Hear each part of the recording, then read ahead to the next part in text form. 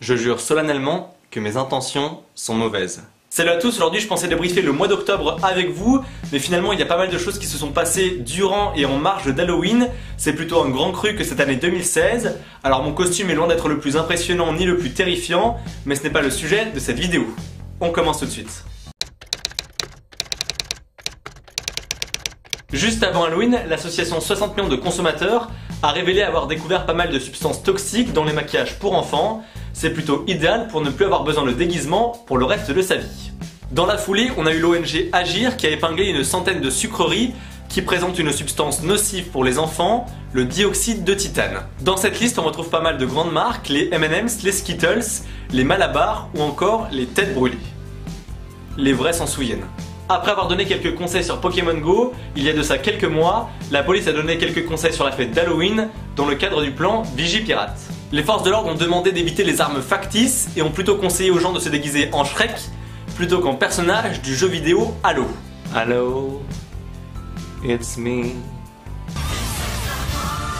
On remarque d'ailleurs que le montage sur Paint est désormais une compétence obligatoire pour entrer dans la police.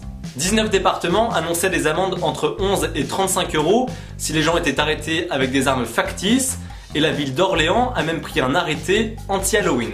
On remarque qu'en France, on sait s'amuser. L'enjaille est totale. En effet, la ville a interdit tout regroupement et toute déambulation qui pourrait troubler l'ordre public entre 17 h et 5 h du matin.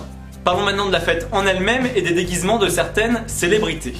On retrouve Katy Perry déguisée en Hillary Clinton, qui a bien besoin de faire remonter sa cote de popularité après ce nouveau scandale d'emails dévoilés et une nouvelle enquête ouverte par le FBI. Pas de déguisement pour Barack Obama pour son dernier Halloween à la Maison Blanche, mais une petite danse improvisée sur Thriller de Michael Jackson.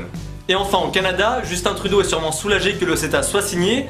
Il s'est offert une photo trop mignonne de lui déguisé en aviateur et de son fils déguisé en Petit Prince. On a également fêté Halloween chez les Kardashian, certains enfants sont venus sonner pour demander quelques bijoux, mais la famille n'avait plus rien à leur offrir.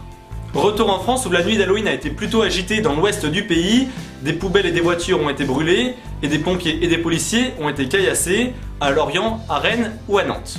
Apparemment, certains avaient encore abusé de la boisson ce soir-là.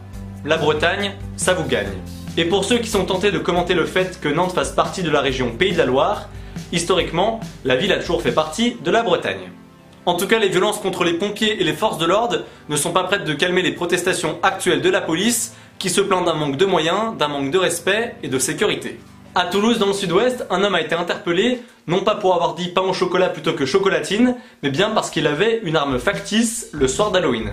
Selon des témoins, il aurait même prononcé le traditionnel et désormais célèbre Allahu Akbar. En tout cas, il aurait déclaré aux policiers qu'à Halloween, il a le droit de tout faire. Il en dira pas autant une fois qu'il aura pris 1 an de prison. Et enfin, pour terminer ce petit tour d'horizon des événements d'Halloween, on part sur la Côte d'Azur où on sent que la saison touristique se termine et que les habitants ont besoin de se détendre. En effet, un couple habitant dans un appartement a plutôt mal pris le fait que des enfants viennent sonner chez eux pour demander des bonbons. Le couple a commencé à s'en prendre aux parents des enfants et le père de famille a failli passer par-dessus la rambarde de la terrasse. Ça fera de beaux souvenirs que les enfants pourront raconter à la rentrée.